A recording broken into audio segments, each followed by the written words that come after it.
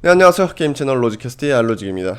오늘은 요새 3택 메타에서는 없어서는 안 될 힐러 그리고 대회 픽률 S랭크를 차지하고는 지원과 영웅 아나에 대한 기본적인 운영 방식에 대해 알려드리도록 하겠습니다. 저도 시즌2 초반에 아나가 새로 나오고 이제 그때부터 엄청나게 이제 연구를 많이 했는데 시즌2와 시즌3 모스트 영웅이 아나인 만큼 지금까지 노하우를 이제 담아내보는 그런 시간을 해보도록 하겠습니다. 아나에 대해 이제 충분한 연구가 되지 않았을 때는 루시우나 메르시 같은 메인 힐러가 아닌 제나타 같은 서브 힐러라고 이제 분류가 많이 되곤 했는데요. 이젠 아나로 힐금을 먹지 못하면 거의 뭐 욕을 먹을 정도로 엄청난 양의 힐을 도맡고 있는 추세입니다. 이는 2딜러, 2탱커 조합이었던 시즌2에 비해서 프로팀 엠비어스가 이제 3탱 조합을 보이면서 이제 유행을 탔기 때문인데요.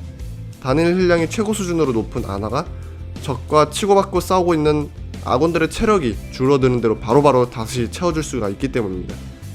생체 수류탄을 먹이고 한 발당 150씩 들어가는 이제 힐량은 루시우는 물론이고 메르시도 불가능하기 때문이죠. 다시 한번 시즌3의 주축을 맡고 있는 없어서는 안 될 지원가 아나에 대해서 한번 알아보도록 합시다. 아나는 상대방을 공격하면 데미지 80의 공격력을 꽂아 넣을 수가 있고 아군에게 쏘면 75만큼의 체력을 회복시켜주는 메커니즘을 갖고 있습니다. 공격력이 5만큼 더 높기 때문에 궁극기를 채우기 위해선 적을 많이 때리는 것이 좋다라고 생각할 수가 있지만 적들을 공격할 때에는 자신이 트레이서나 겐지 같은 영웅들에게 포커싱을 당하고 있거나 아니면 아군들의 이제 힐량이 필요가 없을 때는 함부로 공격하지 않는 것이 좋습니다. 메르시나 루시우, 제나타는 힐을 하기 위해서 재장전을 하지 않아도 되지만 아나의 힐 메커니즘은 총에서 나가는 것이기 때문에 난전이 많은 오버워치 게임 특성상 함부로 탄창을 낭비하는 것은 매우 큰 문제로 다가오기 때문입니다. 적에게 한 발을 쏘게 되면 아군 체력의 75만큼 날아간다고 보시면 되는데요. 생체 수류탄 효과까지 생각을 한다면 최대 150까지도 손해를 볼 수 있다고 생각할 수가 있죠. 고로 아나는 쓸데없이 탄창을 비우는 습관을 없애야 한다는 것입니다. 다음으로는 정조준을 해서 쏘는 것이 좋은가 아니면 그냥 쏘는 것이 좋은가의 문제인데요. 일반 난전일 때에는 정조준보다 무조준 상태가 훨씬 좋습니다. 일단 정조준을 할 때에는 점프도 못할 뿐더러 이동속도까지 줄어들어 버리기 때문에 기동성이 크게 하락하게 되는데요. 기동성을 포기하고 정확도 혹은 힐이 들어가는 속도를 높여준다고 볼 수가 있겠습니다. 그렇기 때문에 특히나 지원가로서 포커싱을 당할 확률이 높은 난전 속에서는 자신의 생존력을 이제 높이기 위해서 무조준 상태로 기동성을 높이는 것이 훨씬 좋다고 생각을 합니다. 그렇다고 하면은 이제 참 정조준은 대체 언제 써야 되나? 이제 팀 내에서 정밀하고 빠른 힐링, 쉽게 설명하자면 멀리 있는 아군들이 안심하고 상대방을 견제할 수 있게끔 해주는 힐링이 필요할 때는 그때는 이제 정조준을 사용을 해야 됩니다. 특히나 겐지, 트레이서처럼 기본 생존력이 높은 영웅들이 이런 힐링을 받게 된다면 이제 안심하고 적진에서 마음대로 이제 돌아다녀도 무방하게 되죠. 그 다음으로는 중요한 생체 수류탄 스킬에 대해서 한번 알아보도록 하겠습니다.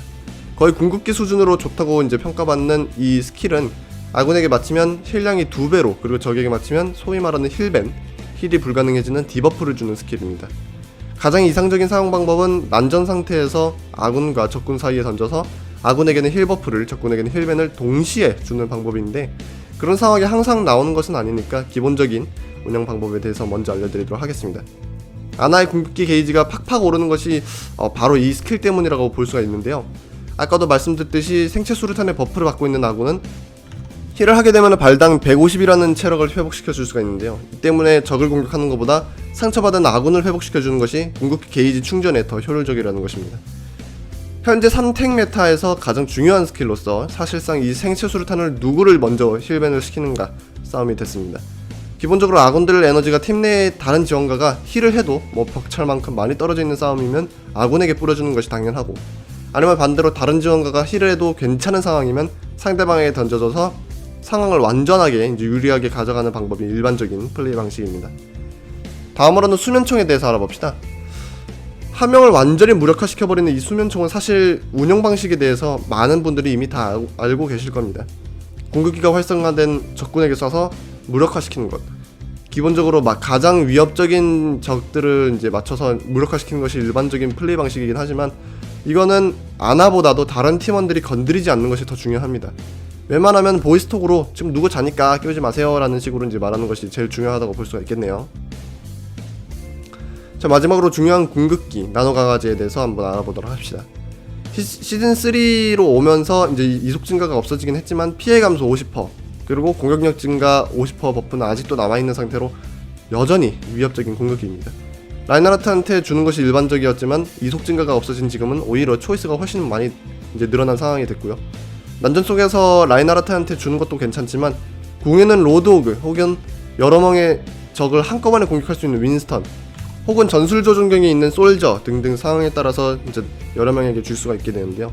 이 궁은 상대방 팀보다 유리한 상황을 가져갈 수 있게끔 해주는 이제 발판이기도 하지만 위험한 상황을 역전시킬 수 있는 궁극기이기도 합니다.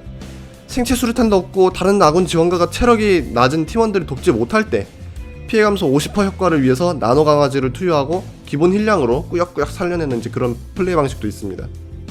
이제 대부분 탱커를 살릴 때 많이 보이는 모습인데 상대방 입장에서는 안 그래도 죽이기 힘든 탱커가 다 죽어간다 라고 생각할 때 나노 강아지를 받고 이제 으쌰으쌰 해버리는 상황이 되면은 힘이 쭉 빠지게 되는 그런 상황이 오기도 합니다. 이제 생체 수류탄 쿨타임이 돌기라도 하면은 그때는 진짜 돌이킬 수 없는 상황이 돼버리는 거죠. 지금까지 설명드린 이 운용 방식들은 어디까지나 아나가 살아있을 때 가능한 플레이 방식입니다. 반대로 말하자면 아나가 죽을 때는 아군들이 저런 지원을 받지 못한다 라고 생각하시면 되는데요. 엄청난 양의 역할을 도맡고 있는 아나, 이제 아나가 제대로 활약을 하려면은 일단 상대방 딜러들의 견제 그리고 팀의 포커싱을 피하는 방법부터 숙지를 하고 계셔야 합니다. 너무 멀리서 힐링을 하다가 뒤통수 맞지도 말고 팀보다 앞에서 있다가 이제 쳐맞고 죽지 말고 딱 아군 탱커 뒤에서 붙어있다가 죽지 않고 지속적인 힐링을 하는 것이 일반적인 플레잉 방식입니다. 아나를 처음 접하시게 된다면은 생체 수류탄이나 수면총 같은 스킬을 연습하기보다는 일단 탱커들 사이에서 목숨을 부지하는 포지셔닝부터 공부하시는 것이 좋습니다. 스킬 운영 방식은 그 다음부터 천천히 해도 되니까요. 아무튼 지금까지 시즌3 주축 지원과 아나에 대해서 알아보는 시간이었습니다. 어떻게 보면은 3탱 메타도 아나가 있기 때문에 존재할 수 있다라고 볼 수도 있을 정도로 중요한 지원가이기 때문에 굉장히 중요한 지원가 아나에 대한 강좌였고요. 이 영상이 유익하셨다면 좋아요 버튼과 채널 구독 한 번씩 부탁드리도록 하겠습니다. 감사합니다.